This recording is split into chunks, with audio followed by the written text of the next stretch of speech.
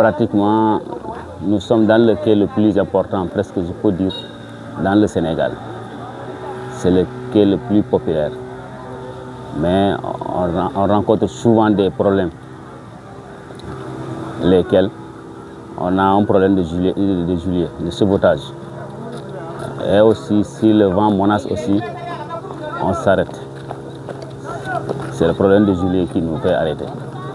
Et bon, si nous pouvons avoir une aide sur les gilets de sabotage, bon, ce sera mieux quoi. Ouais. Bon, on a des gilets qui ne sont pas en bon état. C'est des gilets qui ont fait presque 3 à 4 ans comme ça. Mais quand on fait la demande, presque, on n'a pas suffisamment de gilets demandés. Parfois, quand tu achètes des gilets, tu peux avoir, comme le moyen manque aussi. Ici, le gilet, pratiquement, un gilet coûte excessivement cher. Bon, aussi, la traversée, les pirogues sont nombreuses.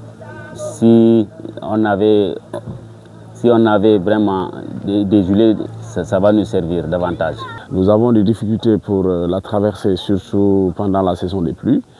Il y a d'abord un problème de sécurité qui se pose, parce qu'ici, il n'y a que les agents de sécurité de proximité qui veillent sur le fleuve, donc dont le rôle est de contrôler le départ, c'est-à-dire les identifications et le nombre de personnes qui doivent être dans les pirogues. Mais différemment de ça, il n'y a pas une surveillance des sapeurs-pompiers, parce que pendant l'hivernage, il serait important que les sapeurs-pompiers fassent cet acte qui serait un acte de sauvetage au cas où il y a chavirement de pirogue.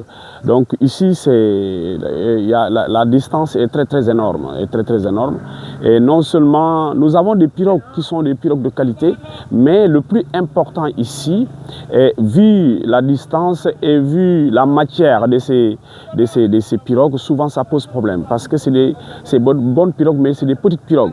Et quand les pirogues sont petites, souvent avec le vent, ça peut poser problème. Donc ce que nous demandons à l'État, c'est vraiment de nous aider aux sapeurs-pompiers, parce que les sapeurs-pompiers ont plusieurs rôles à jouer. Mais je pense que ce n'est pas seulement quand il y a incident qu'on les appelle pour venir. Ce qui serait bien, avec l'expertise qu'ils ont, ils peuvent être là, veiller du début à la fin.